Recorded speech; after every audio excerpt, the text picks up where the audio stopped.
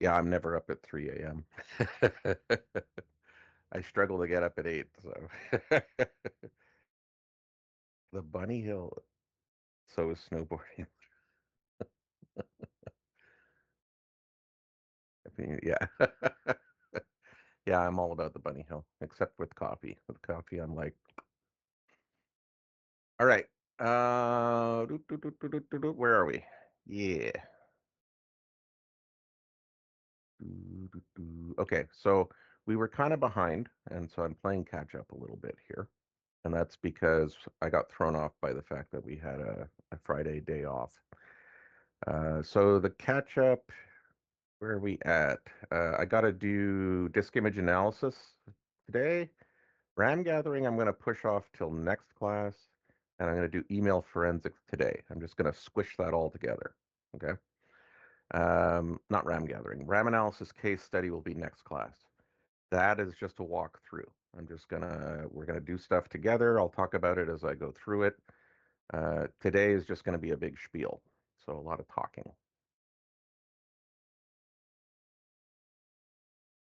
And then we get into the well, I do hiding ADS and steganography. That's going to be next Friday, and then we get into evaluations, so labs and a couple of quizzes coming up. So I'll do RAM analysis next class, and you'll have a little over a week to prepare for that quiz. It's a little bit of a side quiz. Okay. That's the next thing coming up, really. Okay, so in terms of what I want to cover today, hard drive analysis is the first one, and email is something that we're kind of playing catch up on a little bit, but it's actually topical for the lab, so it's good that it's happening right now.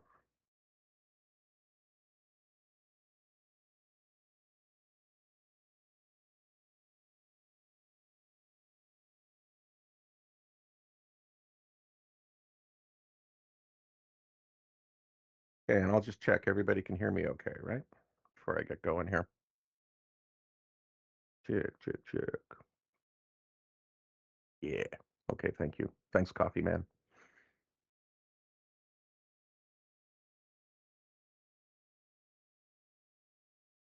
Okay, so we've talked about file systems. We've talked about hard drives a little bit.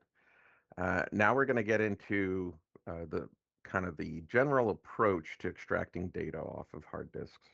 Okay, so um, there are different tools that you can use, and they help because they automate a lot of things, but you still have to understand what you're dealing with. And at a certain point, the tools aren't going to do the job for you. Like you eventually have to dig in and look at things yourself, or put together pieces yourself. You know. So we're gonna be working with autopsy. There is NCase, there's FTK. Those are really good tools. They're just too rich for our blood. Um, but autopsy, I'm not in love with it, but it does a decent job. You know? And it lets us, because it's open source, it lets us work with any any data essentially. Whereas a lot FTK NCase, they give you like you can use a evaluation copy, and we give you a disk that you can run it off of, and that's it. You can't use it on anything else. That was a little too crippled for my taste. So I'd like to use something like NCase. That would be kind of nice, but they're pretty expensive. So we're going to use autopsy. We're going to let it run through its courses. We're going to learn how to kind of work with the ingest modules that we've got. We're not really going to add anything out of the default setup, but you can add plugins in. Okay. And then we're just going to interpret the results. So I'm going to give you a sample image to work with, and then you're going to throw it into autopsy and see what it comes out with. Okay. And hashing is going to come into this. So hashing seems to come into everything in this course. Okay, so hard drive analysis. It involves the use of multiple tools, and these get bundled into suites, right? Um, which you can then kind of integrate with each other and use to generate reports and stuff like that. Um, Now, the report that autopsy makes, to me, I would call it more like an appendix or a data dump. It does provide information, but that information needs quite a lot of interpretation, which I would think would be true of any tool, really. There's only so much interpretation that can be done by the tool itself. So mostly you're going to have to point to the data and then just say, refer to this, but this is what it means, right? And so that's what the next lab is going to be about, is you're going to run through autopsy, you're going to try and solve a case, but there's going to be two reports. One of them is going to be the data dump that autopsy does, and the other one is going to be your interpretive report, where you actually make sense of it all to human beings. So we're doing this, often to determine guilt or innocence in an investigation. There may be data recovery involved. There definitely will be in the lab that we're going to do. There's also file identification. You can get things like email and web browser history, timeline building. Hashes do come into it to identify files, uh, and sometimes to identify, um, you know, typical malware, let's say, or illegal, software associated with illegal activities. But sometimes it's just to rule out a bunch of software that you don't want to have to sort through yourself, you know. Okay, so getting to the data recovery side, it may be required if, either somebody accidentally deleted stuff or intentionally deleted it, or if it's just there's some useful, vestigial data left on the drive, which, it wasn't so much that it was accidentally or intentionally deleted, it was just, deleted over the course of time for, uh, typical day-to-day usage, but you might actually get something useful out of it, right? If someone's trying to cover up their tracks, well, I mean, they either put in some time to figure out how to do that properly. We're kind of hoping that they don't, that they don't understand how to get rid of data, in a secure manner, and that we can then recover things, right? So if they're encrypting their data, that's going to make a pretty big challenge for us. If they're using something like steganography, which we'll cover in a couple of classes, where they're hiding the data in plain sight, that can also make it rather difficult um, to find that information and extract it, right? Um, Now, if they're using steganography, that's a pretty good indication. It's not proof of anything, but it's a pretty good indication that they're doing something they're not supposed to be doing. If they're using encryption, that's pretty common these days. So that doesn't necessarily, prove anything at all or even suggest anything necessarily, but it can still get in your way. Okay. Um, Hopefully that's not the case, but like if you look at something like Russ Ulbricht, who was the manager of he was the operator of the Silk Road website. Um, he got taken down by the FBI, and when they took him down, he knew quite a bit about computers. He was running a Linux system, and uh, and when they got him, they did a live response, right? That's how they got access to his system. But when they actually analyzed his drive, he was storing a whole bunch of data outside of the area where it was actually being encrypted, right? So his profile was being encrypted, but he was storing data elsewhere, and that's a big mistake. But he's a relatively smart criminal, so if he's going to make that mistake, lots of other people are going to do the same thing, right? So there's a good chance you can get some stuff. Now, date and timestamps on files, we use those to reproduce timelines. You do have to understand that those can be faked. Okay, so uh, it's most people won't know how to do that. But if somebody has taken the time to inform themselves about how to do this kind of thing, they can kind of sabotage your ability to rebuild timelines by basically randomizing all the timestamps on files. Uh, so if you think back to like the very first exercise, we were working with a binary file called stomp.exe, and what stomp can do is set the date, modified access creation times on files so that you can set it to anything that you want, right? And some people have used that's an anti-forensics tool essentially. Some people have used that so that if they detect an unauthorized access to their system, Stomp will run through and just completely mess up all of the timelines on all the files so that law enforcement can actually reconstruct things very effectively, you know. So that it's interesting, but most people don't have enough knowledge to implement something like that. Okay. If you do come across it, then you have to understand that the timestamps on the system aren't really trustworthy, and you have to fall back to other techniques to figure things out, right? So timestamps are a big deal. They're not 100% though, right? And now the analysis suites, like I talked about, Encase, expensive. That's the big thing about it. It's been around forever. It's I don't think it's older than me, but it's close to it. It's been around quite a long time, at least since 2000, but probably earlier, right? So that's insane. Now, FTK is a newer kid on the block, and I call it the Pepsi to Encase's Coca-Cola. It's actually more expensive. That might be why they're not quite as widespread, but they're also newer. Not that new anymore, but they're good. So these are both very well respected, well used tools. Newer 2001. Yeah, yeah, exactly. In my day, well, here's the weird thing. So, Autopsy is that's an open source tool, and it's a collection of different components, right? And one of them is something called the Coroner's Toolkit. Okay. Now, the Coroner's Toolkit is actually, I don't know if it's older than Encase, but it's at about the same age, roughly. I remember using it. It was at the time it was Unix only, so Linux, FreeBSD, that kind of stuff.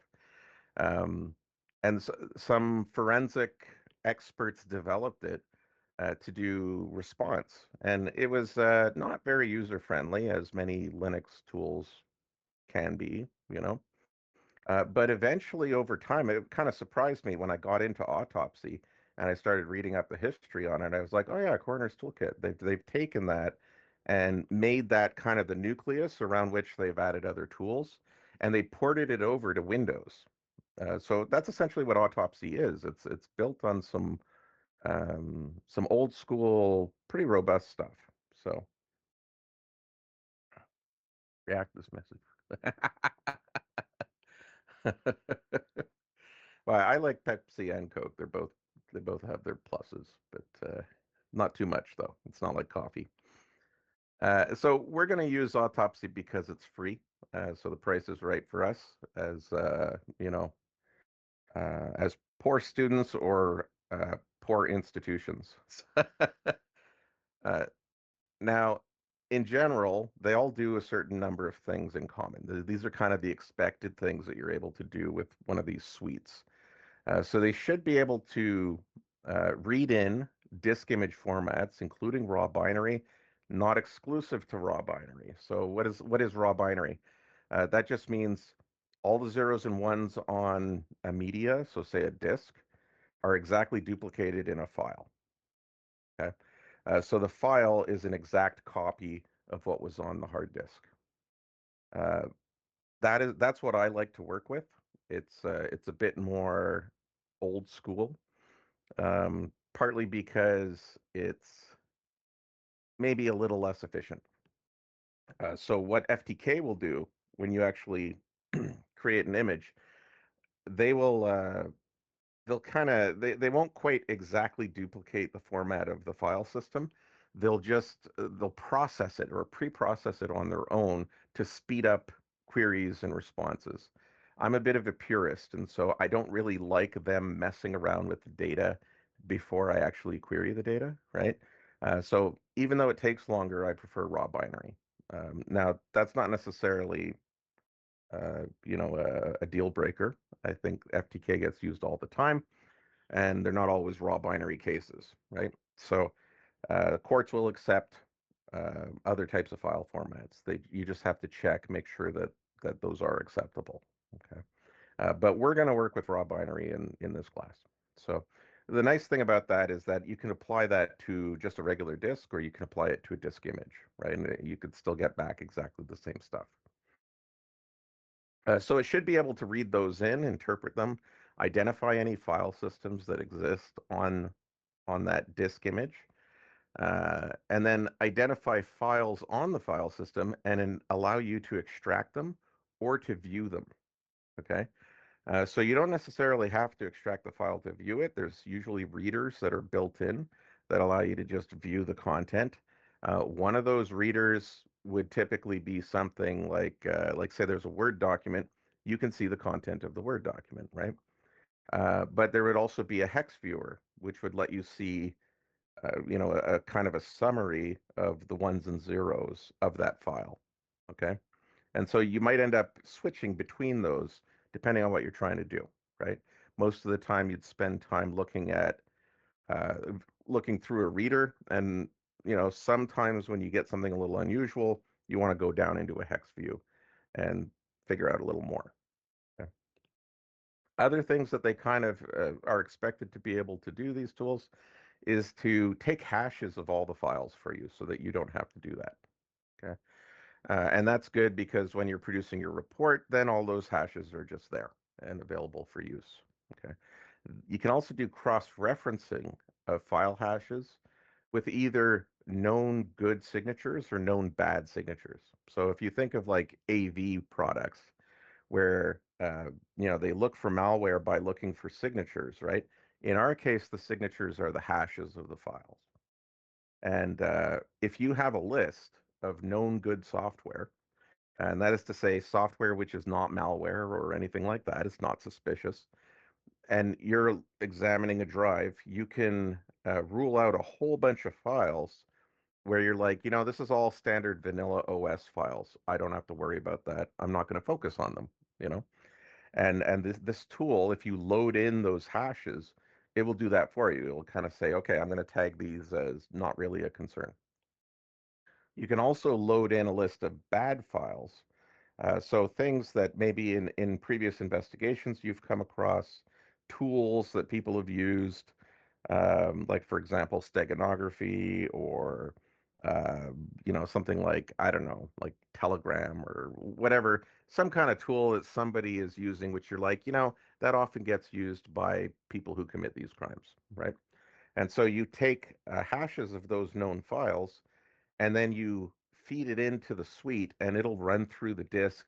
And if it sees any of those matching hashes, it will tag them and alert you.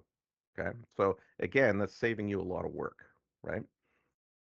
Now, that doesn't mean it does save you a lot of work, but it doesn't do everything for you. So if somebody is pretty clever about it, they could be covering up, a particular, the use of a particular tool, for example.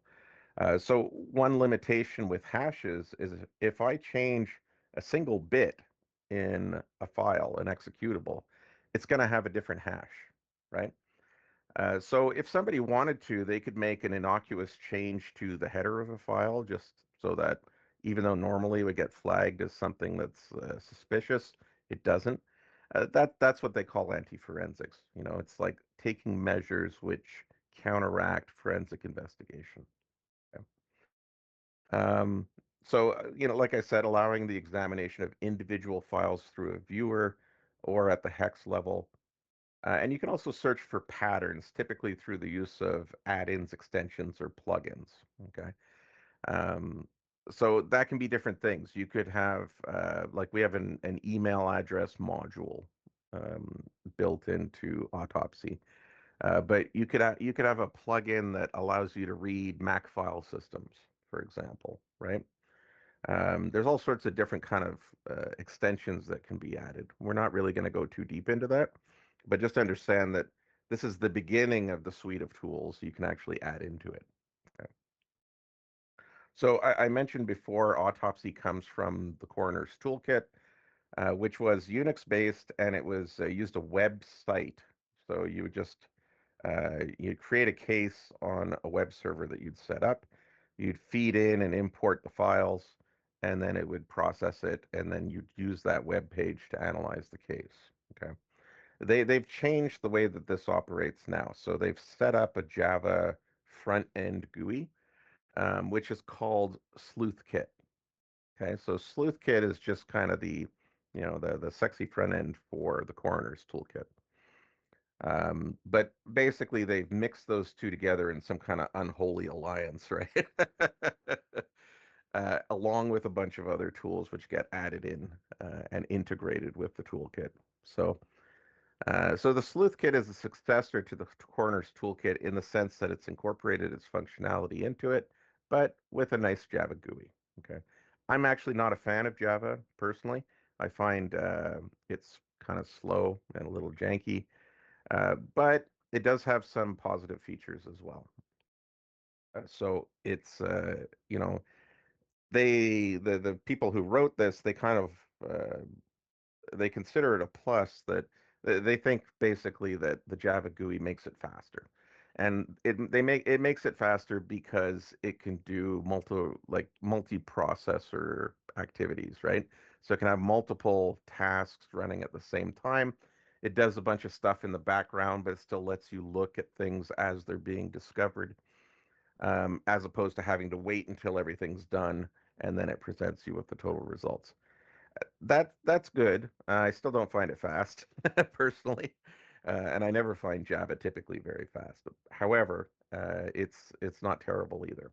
So now beyond the basic functionality, you can add these extensions to it, which is kind of nice. The default components, there's Test Disk, which is a collection of recovery tools, which includes PhotoRec, which we've already looked at before, right, when we were doing file recovery. The Sleuth Kit, that's the front end with the Coroner's Toolkit. There's a module for timeline analysis, which basically figures out all the modified access and change data associated with files. There's an email module, which honestly I don't think is that impressive, but really is just pattern matching for things that might be email addresses. But that is handy. It's just you're going to get some false flags there. So, it's not as robust as it could be, but it's probably better to have false positives than to miss data, you know? So you'll see when you actually play with it a little bit. There's a web history module where you can dig into what people have visited with their browsers. File identification. So we've already looked at file identification with headers. This is just a module which can actually figure out what files are, and it'll tell you in advance, right? It's not always 100% correct. It's mostly correct or it's technically correct, but it may throw you off a little bit if you're not careful. So, for example, an ISO might show up as a different file type, which you haven't heard of before, um, and then you might misidentify it yourself just because you're not familiar with the language that they're using to describe the file type, right? So you still have to do a fair amount of interpretation yourself. There's an Android module. I believe, other users have made iPhone modules, so phones can be used.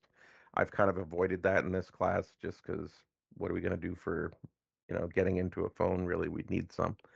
Nobody wants to use their own. So, and then you've probably got encryption that you've got to deal with a phone. So that adds a layer, you know. You can do keyword searches across the entire disk, and that can include deleted files. Okay, or the disk image. So if you're looking for something in particular, even if it's been wiped out, so long as it hasn't been securely wiped out or overwritten, you may still be able to locate it and then recover it, right? And then the hash signature search, which I talked about before. These are kind of the vanilla features associated with Autopsy.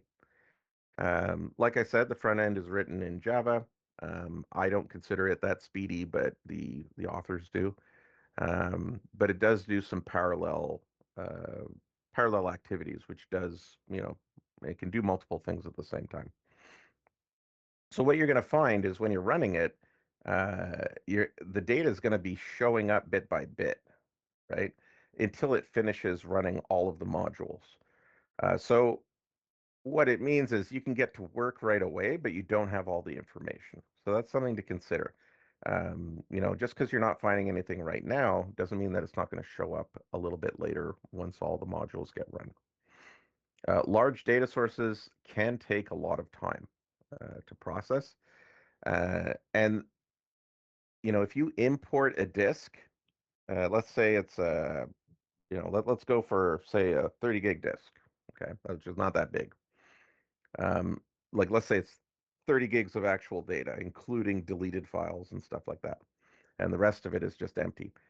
When you run through that with a tool like this, it's going to double that level of information because it's going to create a cross-referenced database of what it's finding. Okay, so you need to have space to actually handle all of this. Now, my response in this class is to work with smaller files so that it doesn't take as much time and it doesn't take as much space to do everything that we need to do.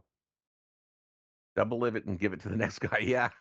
Well, this is why investigations take a long time, right? This is the amount of data that we're actually dealing with these days. It's not a quick process anymore. So I've kind of curated an operating system that's really teeny for you to be able to work with. I made it as small as I could, and I had to get a little exotic in order to make that work. But we got something that's can be done within an hour, basically. Um, Now, if you're willing to take your time, it can handle larger images. You just need to throw more at it, right? Okay, so getting into the hash sets here. And this is a really useful feature. I'm going to have you use this in the lab.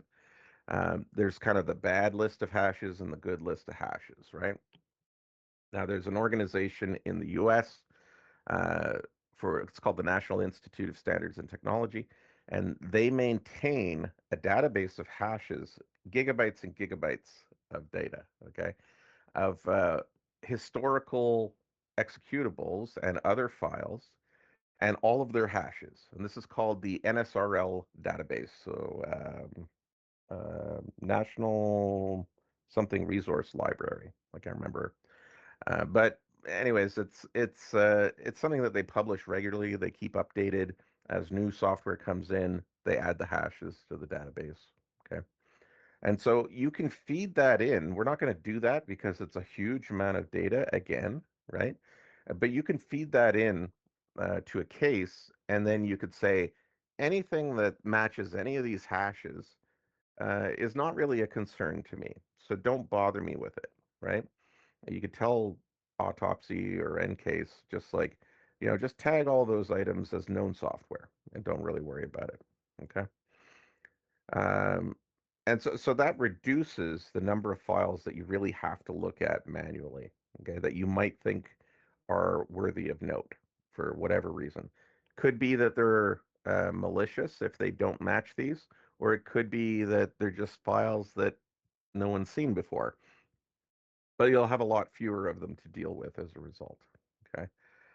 Now, it is possible to create a bad list, and a lot of people do this. A lot of forensic researchers, they'll curate their own list of malware and, kind of questionable software that they've encountered themselves. And then some investigators have pooled those lists together to create larger lists, kind of like how hackers create databases of hashes of passwords, right?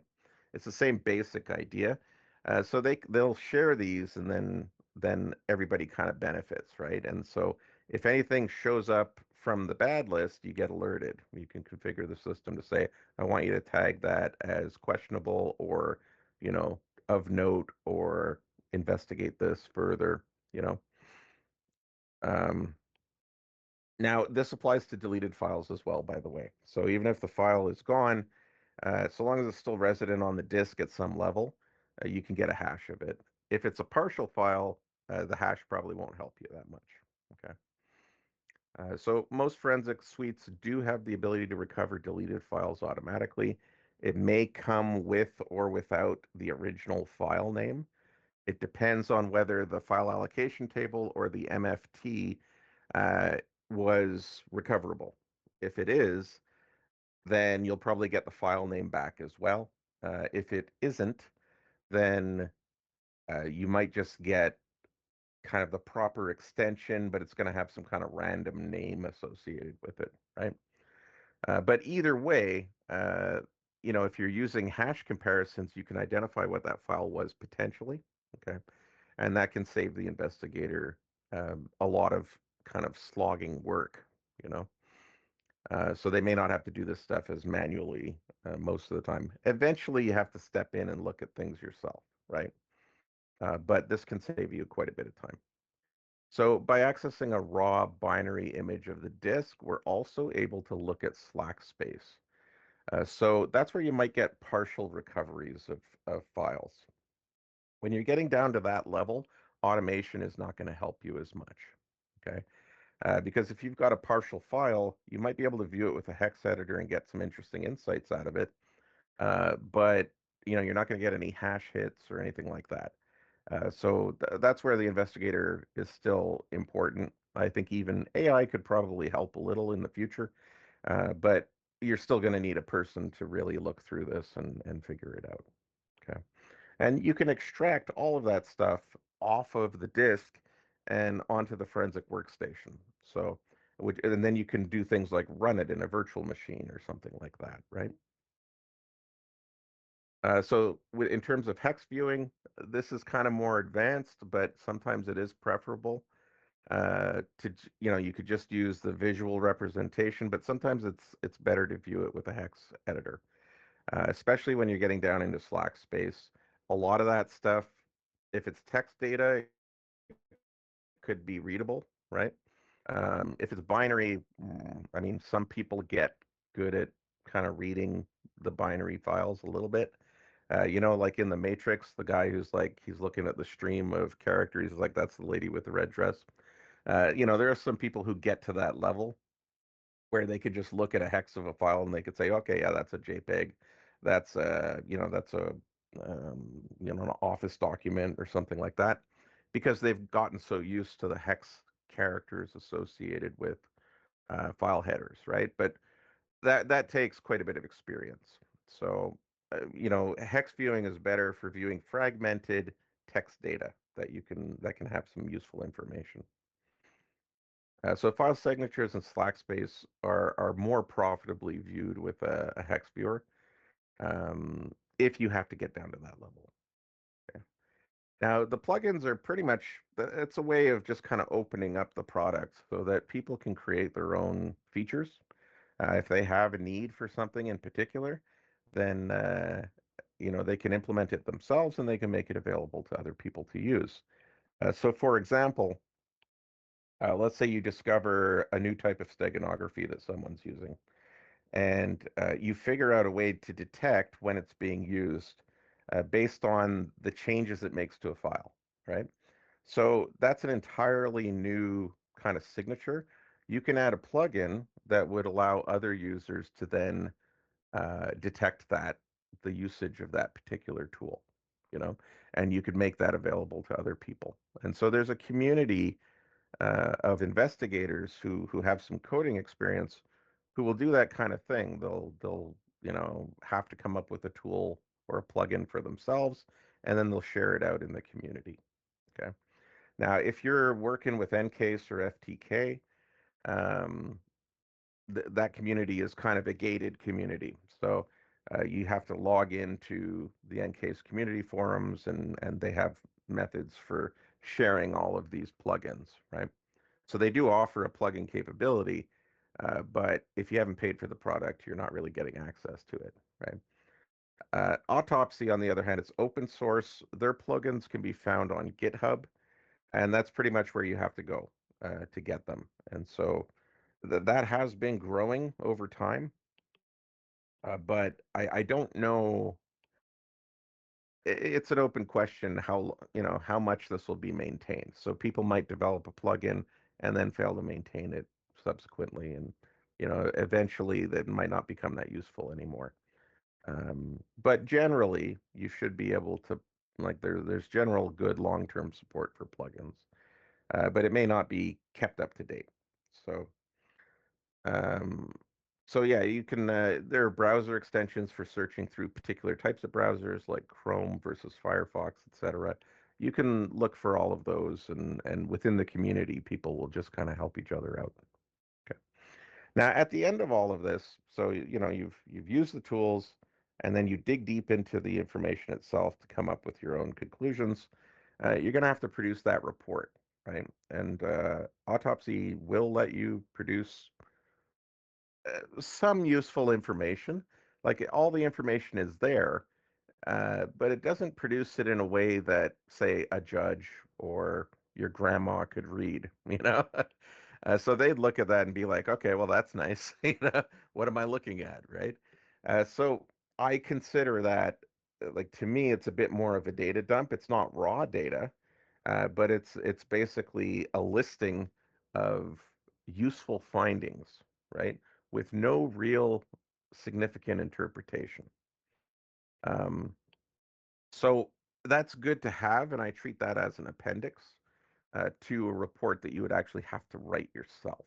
The higher level analysis, that still has to be done by you, and that's really what's going to come up in the lab, right? And so the way that we're going to do the lab when we get there is everybody's going to, you're going to be able to work in groups.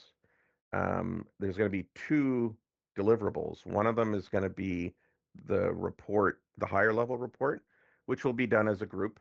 And the other one's going to be the lower level report, the data dump, which just shows that you worked with the tool, which everybody has to submit a version of.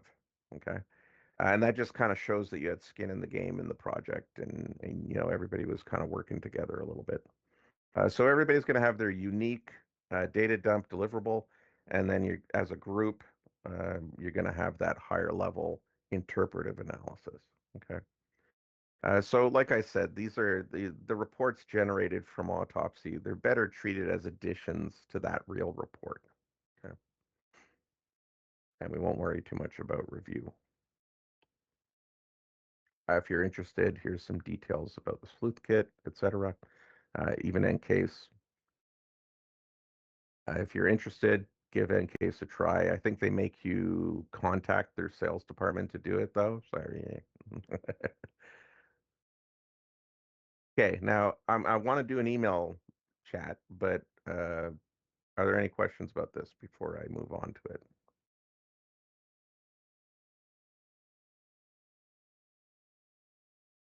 Copy set.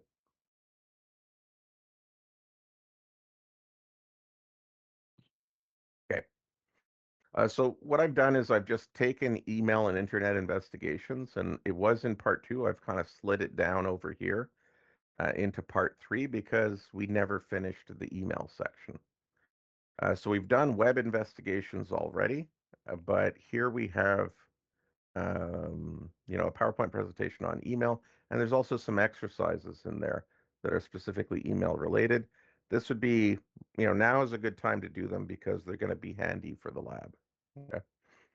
Um, in terms of exercises, what I want you to do in terms of analysis, I want to do exercise 10, hard drive analysis exercise. And there's also, if you feel like it, go back and do the disk capture. But I'm going to treat that as an optional exercise. If you're really into forensics, it's good to know how to do these captures. Um, but it's not something I'm going to test you on. Okay, so I'm going to kind of leave it to your own decision making. If you go back to, I think it's the previous. Where is it? Where is it? Yeah, if you go to binary images, there's create a disk image. That's the one that I'm saying. That's an optional exercise. Um, if you're too busy or you're just not that motivated, that's okay. But this is how you actually capture a proper image uh, using software as opposed to like a hardware process, like a drive, a write blocker or something like that. It's kind of interesting, but not that necessary for us. Okay, I'm doing most of the legwork of actually capturing the images.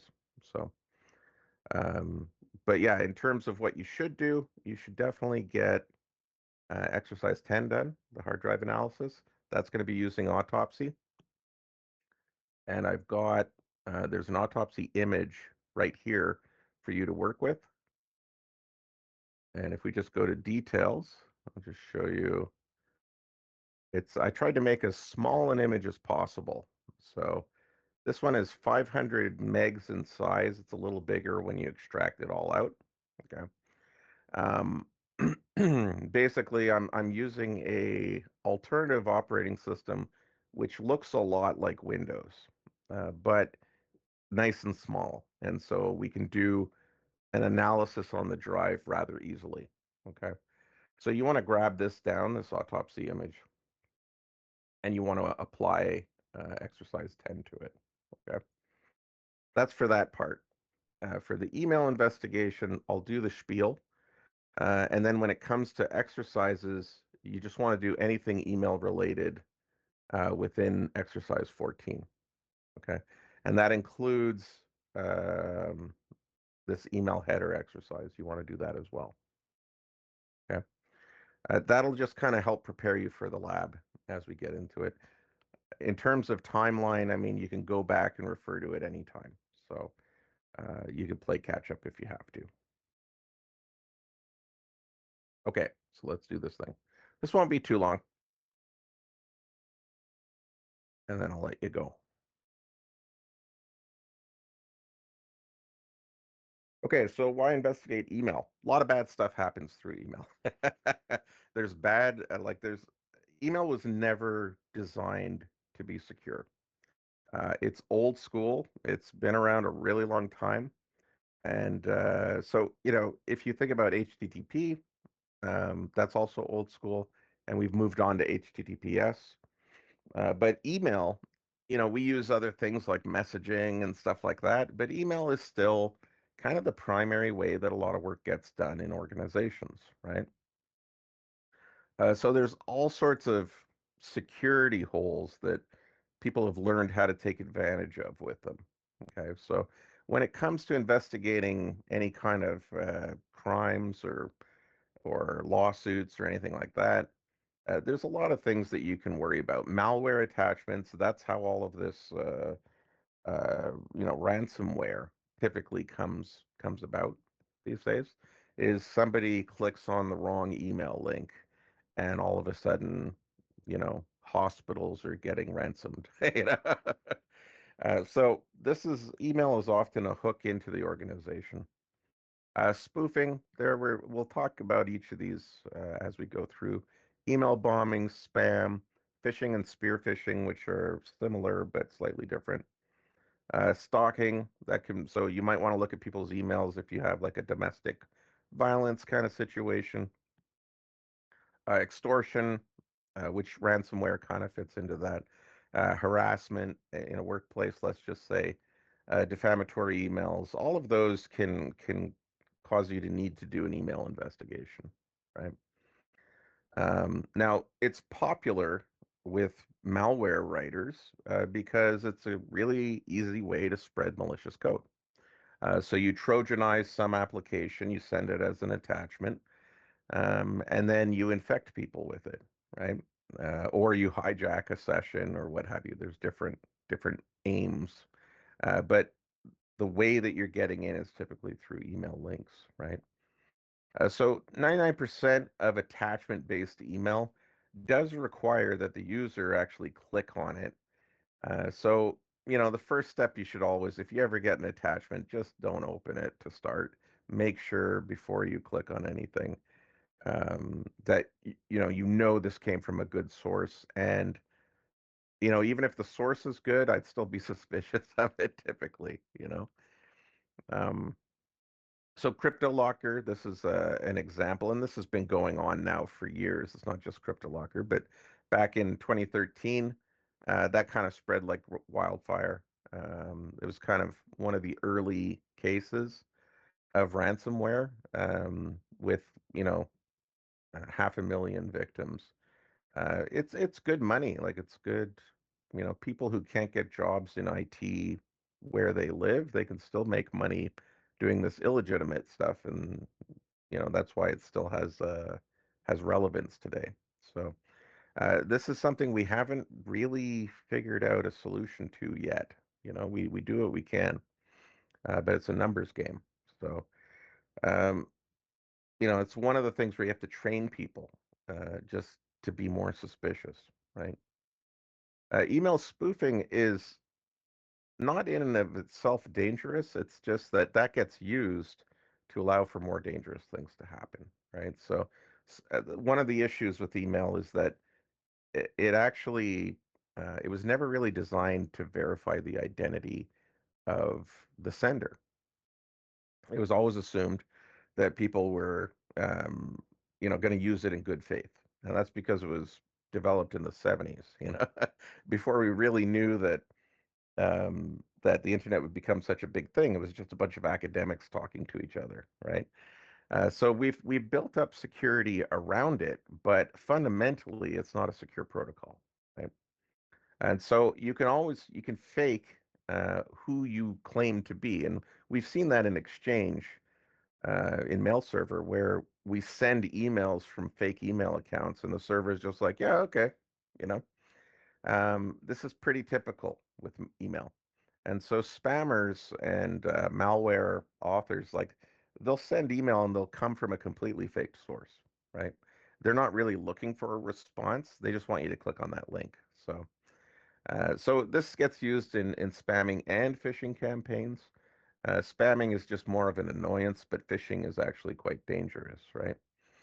And because if an email seems to come from a legit source, like I don't know, Apple telling you that your account's going to be closed or something like that, people get this sense of urgency. They believe it. They're more likely to believe it. And if you can bypass, um, you know, the rational brain and tap into the monkey brain, then people might click on that link when normally they should think about it a little more. You know. Now, there are lots of tools out there that people can use to set up spam and phishing. And then the spammer just needs an SMTP server to send out from, and an SMTP server can be set up to send fake email. Okay, and so you can set that up in a country that is pretty lax with the laws about that kind of thing, where you know they won't respect warrants or anything like that, and then it's pretty hard to stop, right? At the ISP level, you know, the ISPs don't want to be associated with spam. And so they'll typically block port 25 as an outbound mail service to avoid being a source of spam. Now, that's changing a little bit as, you know, if you have a business account, then they'll probably let you send through port 25. If you're a commercial residential account, in the past they were really strict about it. I think they've loosened it up a little bit, but it's still a thing where they just won't let you send out on port 25. Uh, so you have to go elsewhere if you want to be a spammer, right? Like you got to set up an account somewhere else.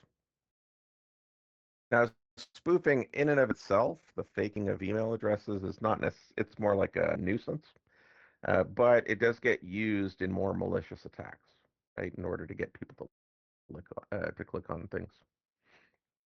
Okay, so there's some value in detecting spoofing.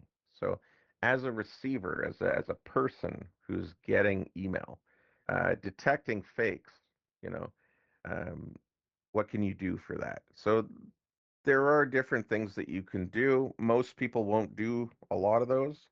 Um, so there's a more casual level of just, you know, inspecting email and seeing if it's kind of got some suspicious tells, and then you can get into the more technical side.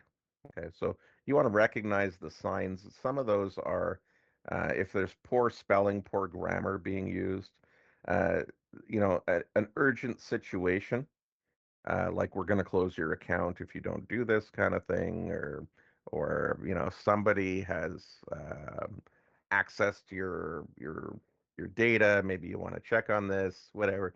You know that can kind of give you that sense. Oh shoot, I got to do something. and then you may not be evaluating as carefully as you should, you know, or any kind of threatening language. So there can be situations where you get an email from your CEO or whatever, and they're really mad because they don't have access. They can't get into their email, and they want you to change their password right now because they've got this important thing to do, and it's fake, right? Like it's a fake email, and that's meant to put you in a state of, oh shit, the boss is is kind of mad. I better do this, right? That's one way that that kind of thing can be done. Another way is pretending to a casual user, like not an IT person, but pretending to be IT and to say, we've noticed unusual activity in your account. We're going to need you to put in your password. Please click on this link and go to this portal. Um, they're pretending to be IT, but actually they're just looking for passwords, right? So those are examples of impersonation that you have to watch out for a little bit. And so when you get those emails, you want to look at that and say, is that really my CEO or is that really IT? Okay. So there's this great when I say great, I mean really bad, but there's a great example at Nate where they started a campaign to educate people about security and not to click on links and all that kind of stuff, right? So to kick it off, we got an email from uh, an organization that we'd never heard of that was telling us to log into this portal. And everybody who got the email, we were all suspicious, rightly so. It was actually a legitimate email that was sent out. Nate had farmed out security training to this company. As Kevin Mitnick was associated with it. But it was so poorly done that everybody thought it was suspicious anyways. Yeah. And so I actually emailed back to some of the techs in ITS, the campus techs, and I wasn't the only one. I'm like, is this for real? Are we supposed to go in there and set up a password and all that kind of thing? And it turned out that it was real, but it was done in such a way that it looked extremely suspicious. And you would think, I don't know if they were just testing to see who would immediately log into it.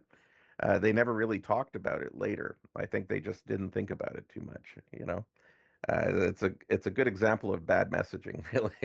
So, but that's the kind of thing you do want to be suspicious of, right? Something random coming out of nowhere, and you know, the whole training is meant to protect against that. Yeah, it works out. Everyone who needed training signed in. Yeah, yeah. And now periodically they'll try and trip us up with phishing attacks, which is kind of funny, especially when a tech falls for it because they get really mad. I think it's fun, but I've fallen for it once myself, so I know how it feels now. But I remember one of my coworkers, when he got hit by it, he was really busy at the time, and then he got hit with a phishing attack, and he just lost it. He was so angry about it.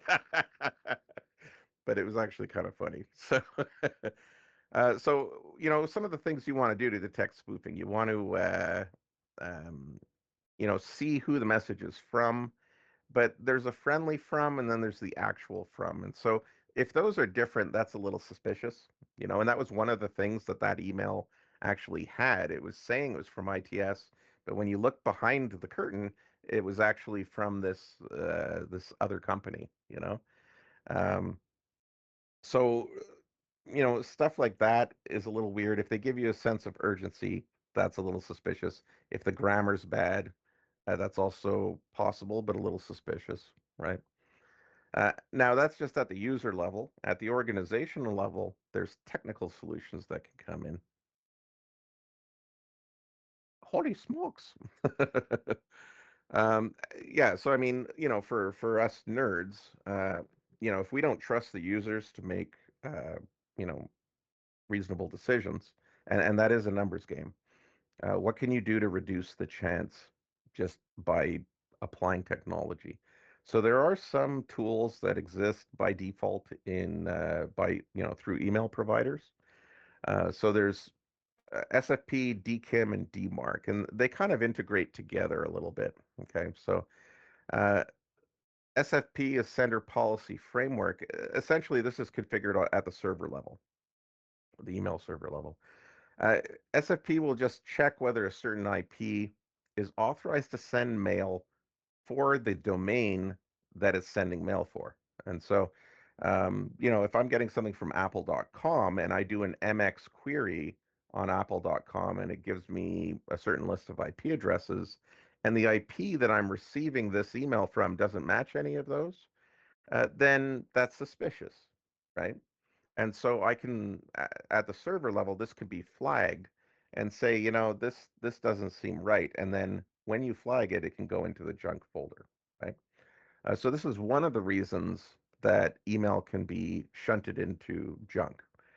Um, is it always correct? No. It can. It's a bit of a again. It's a bit of a numbers game.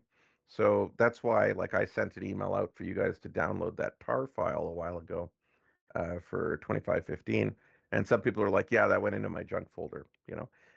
It probably wasn't an SFP issue, but it could have been just as easily. Like if it fails to validate the IP address, that's a negative, which can send it into junk. Okay?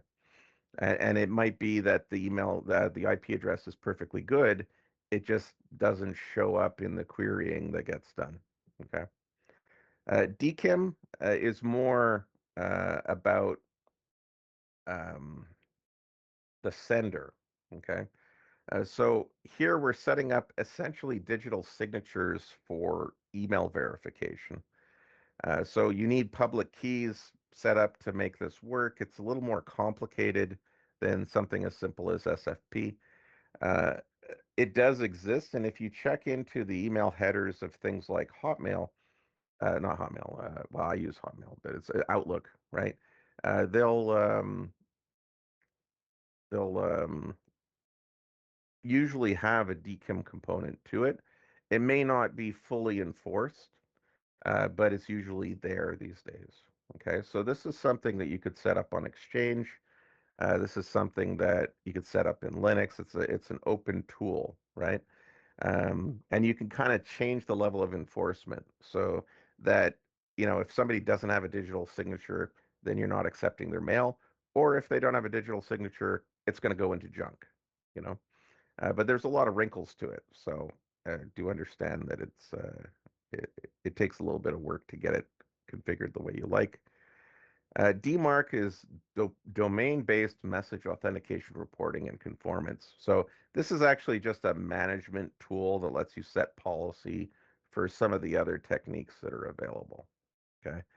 So this can give the sender the option to let the receiver know that the email is protected by DKIM or SFP and what they might need to do in order to make everything work as well as possible. Okay, so two mail servers can kind of communicate and negotiate using DMARC or at the sender level in order to say, I got an email from you, but we have some security in place. If you want this to go through in the future, you have to take these steps, so I used to do work with a Qmail server, which is just another type of email server. But I had a boss who was like really, really, uh, he would sign up for everything, you know, and then he would get mail for everything. And then he would say, I don't want this mail. Yeah.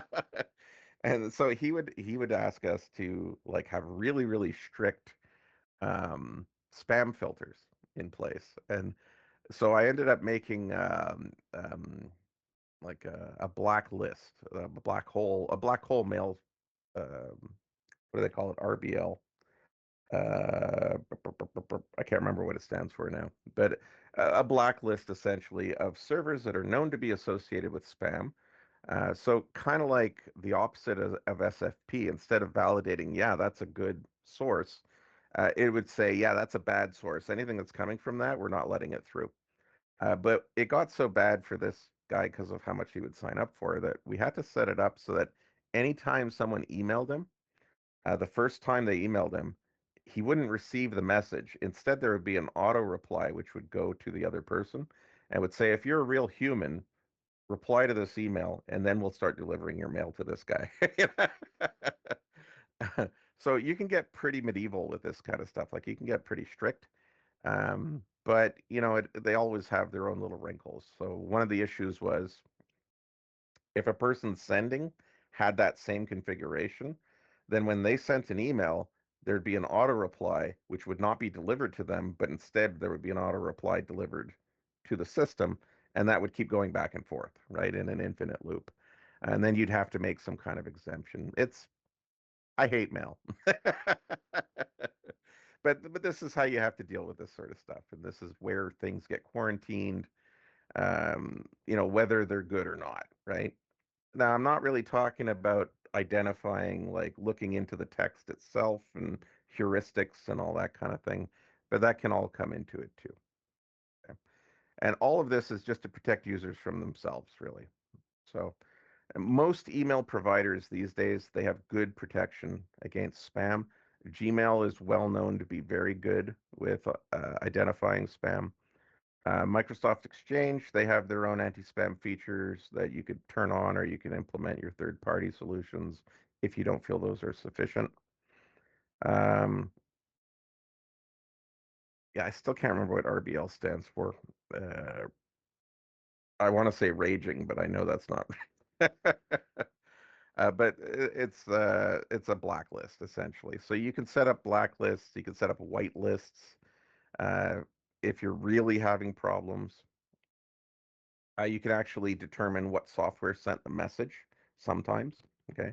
That can be fake too, but a lot of people aren't really doing that level of detail. So all of those could be used to figure out whether something is spam, what the message looked like.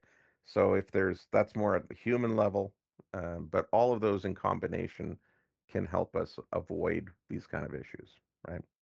This applies just as well to spam or to phishing. And phishing is more uh, malicious. So spam's annoying, phishing is dangerous, right? Here they're trying to get your login credentials or your session, one of the two. So it could be other things as well, but typically it's your login details. By posing as a trustworthy identity in the email, uh, now, there's generic attempts at this. That's what phishing is. And then there's very targeted attacks where they research the person they're trying to trick. Uh, that's called spear phishing. Okay. It's the same idea. It's just that they're doing a lot more homework, right? And they're figuring out how can I make myself believable to this person. So email spoofing is involved in it, but there's also very convincing kind of crafted emails, right? Which will carry links to maybe fake websites, which look a lot like the website that you'd expect to encounter, where the victims will enter their personal information, and once you've got it, then you can drop them and just kind of get the access that you want, right? So a recent example of this occurred at Grant McEwen, and by recent, I would say within the last, it's probably about 5 years ago now, right? Where scammers pretended to be a vendor associated with Grant McEwen, a construction company, I believe. And they charged the company something like $12 million, and they were convincing enough that McEwen paid, and then that money was kind of hidden, kind of laundered on the web, and it showed up somewhere in Europe, I believe. I can't quite remember exactly where they found it. They did track down the money eventually, and they got a good chunk of it back. But the thing in all of this is that there was never a hack, right? There was never a computer security flaw that was involved in this. They were just making use of spear phishing and using email, and they got people to uh, not even really provide um, authentication, but actually send money, and so when they looked into this in deep detail, it turned out that certain procedures that should have been followed weren't being followed. So this was a failure more at the policy level, not really at a technical level, and that's where user education really has to come in. You know, You got to train your people to be a little suspicious. Email bombing, this isn't that big a deal, but it can be annoying. It's a denial of service attack, right? Where high volumes of emails are sent to the same email address, making it almost impossible for a user to access their actual mail because they're getting so much crap, right? Now, this could be a disgruntled person who just has a hate on for you, but it can also be a way of taking down a business account, you know? So an example of a business world example in from 2017, um, a secure mail service with encryption in Germany was hit with a denial of service using email bombs, right? Where a whole bunch of newsletter subscriptions were they were signed up for automatically, and probably through scripting, some kind of online scripting method, and they were just getting floods and floods of emails that were completely useless, right? And so what they had to do was implement a whitelist. So I was talking about blacklisting, right? Where you could say, oh, anything coming from this source, close it down. They had to whitelist where they were like, only accept mail from these sources. Everything else, shut it down. So um, they were kind of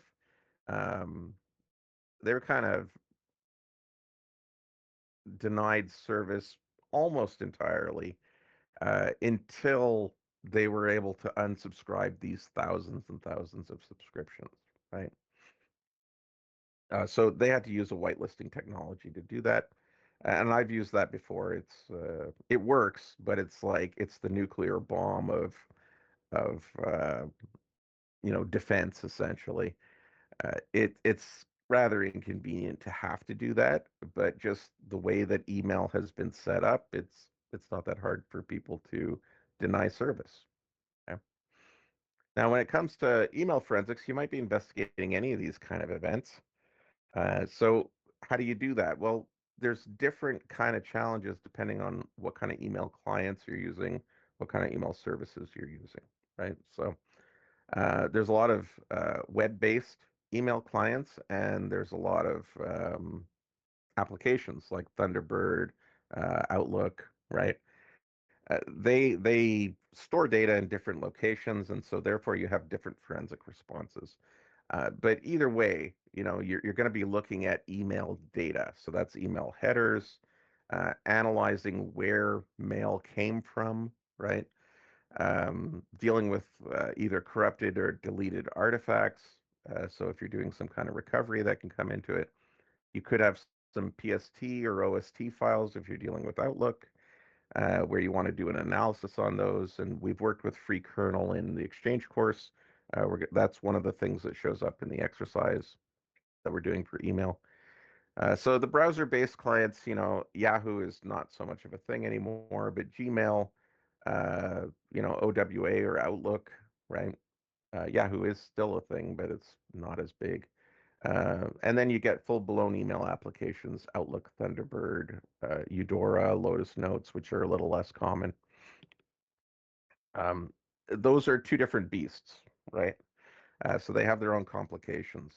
If it's locally stored, that's the easiest stuff to work with. And so if you're dealing with something like Outlook, you're dealing with OST and PST files locally, but there's also data that's up on a server in the cloud somewhere, right? If you're dealing with a browser-based client, then you're looking at the browser data, which probably won't have that much in it, but may have a little.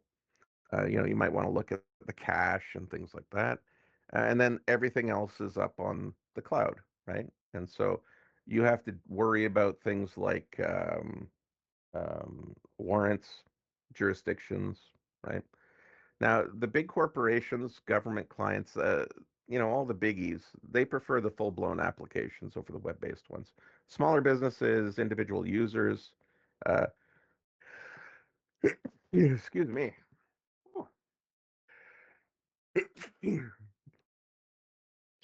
That's a cat allergy, I think. Okay. If I start really going at it, I'm gonna mute myself. Hold on. Okay. So the big corporations, they like um, they like the full-on apps, right? So you have better integration with calendars. People just, it's their comfort zone, they feel they're power users, really.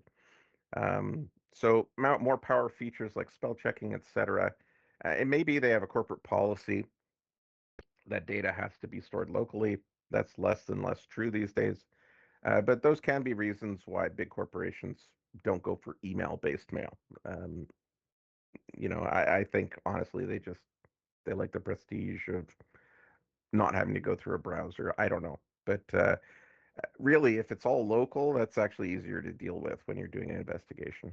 Web-based access has expanded a lot, though, just because, if you're a road warrior or you're a distributed office kind of thing, it can make a lot of sense, right? Anytime, anywhere. This makes it a little harder to do investigations. So, Outlook stores email, and that's the most likely type of email client you're going to get. Stores email in a PST format or OST formats. Those are really the same basic structure. It's just they're used for different things, right? So they'll both contain email messages. Just one is a cache, and one of them is an archive, essentially. But it's the same structure, right? So you can get email messages, calendars, contacts, tasks, notes. Um, and if you choose to, you could use a PST file as your main workhorse, as where all your data is stored. The default in Outlook these days is to use an OST cache and run everything off the server, right? So, you might be dealing with one or both of these. Now, you might also have to get access to the server, which that may or may not be challenging, right? So there are third-party tools that can be used to access PST and OST content. We do work with one here, which are read-only, right? And that's important for an investigation. Data that's in the cloud, you may need a warrant that can slow things down. But usually, what would happen is you make a request for certain data with your warrant, and then it'll be sent to you. You don't get full access to the server, and that can be sent to you in the form of a PST export. It could also be an EDB database file. Okay, so you can go directly on the server, unmount the EDB and copy it off, and then mount it back up again, and that can be a form of delivery. That's a little more complicated to deal with. Again, you probably want to rely on third-party tools to gain access to that. Read only, right? The same issue. Usually, it's possible to take an entire Exchange database file and export it as a PST, and so that would be the preferred way to get it.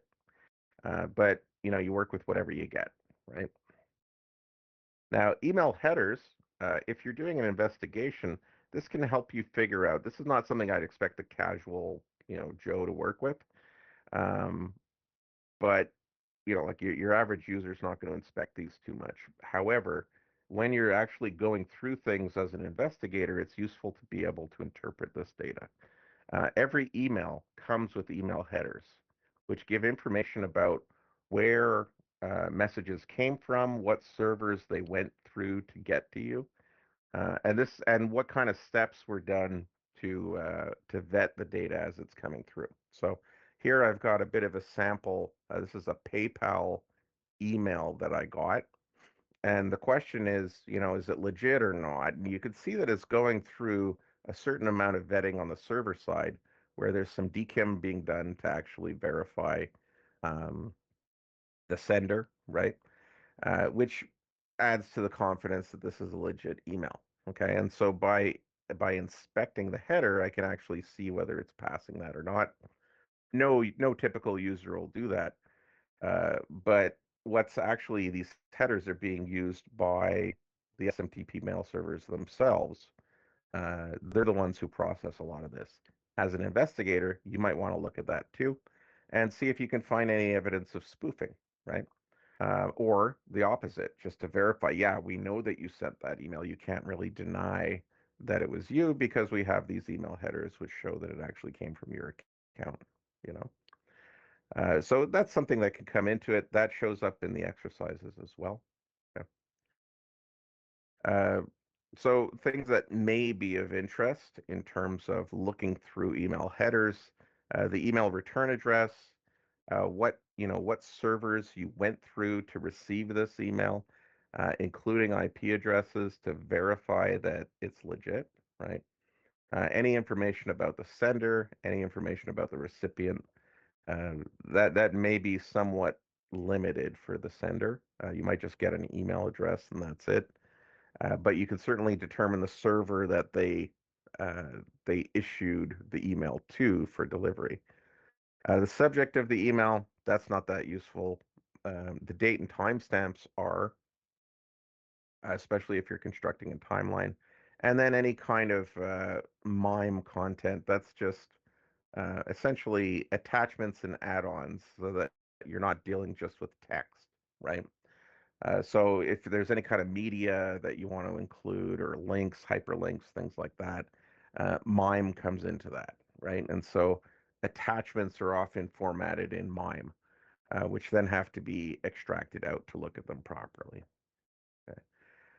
If you want to validate headers, so let's say there's IP addresses, there's server names. You could do whois lookups on the fully qualified domain names.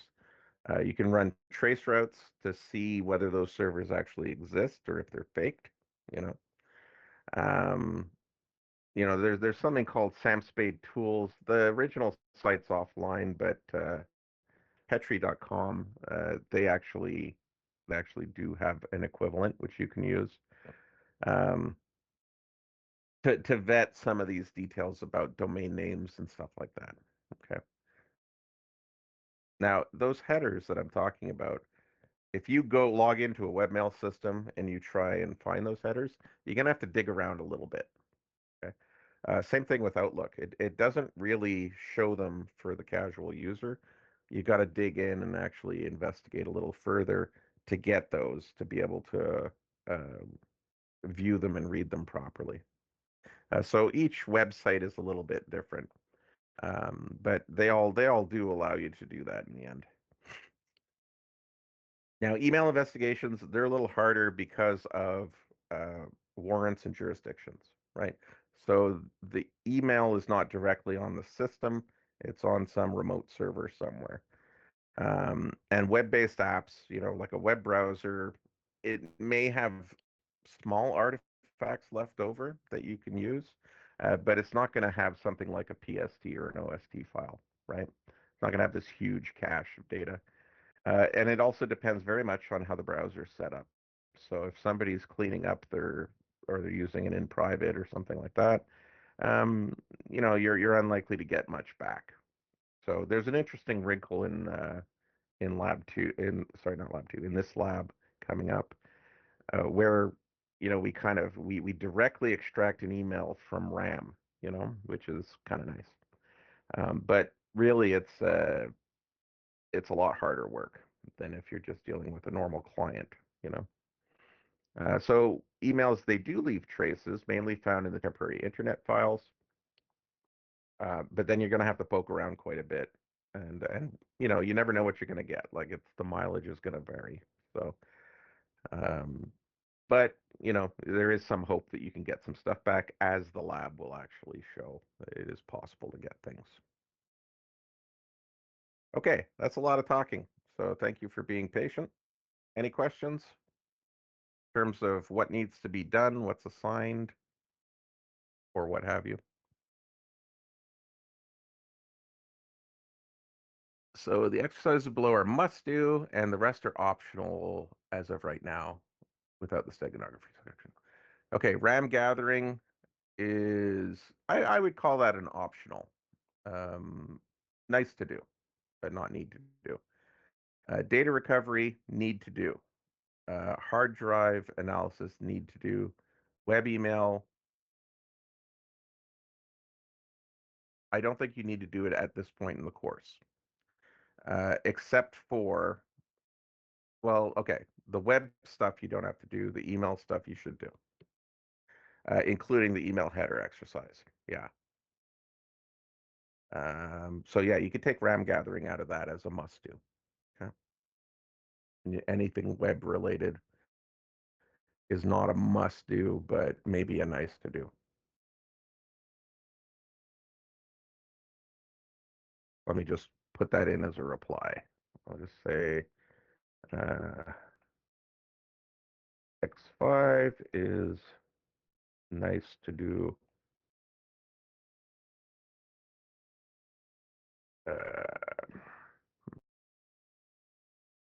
X14 web is nice to do, but mail is need to do.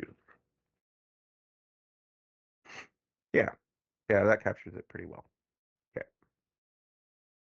All right. Well, have yourselves a good one. Yeah, we're pretty close to lunch.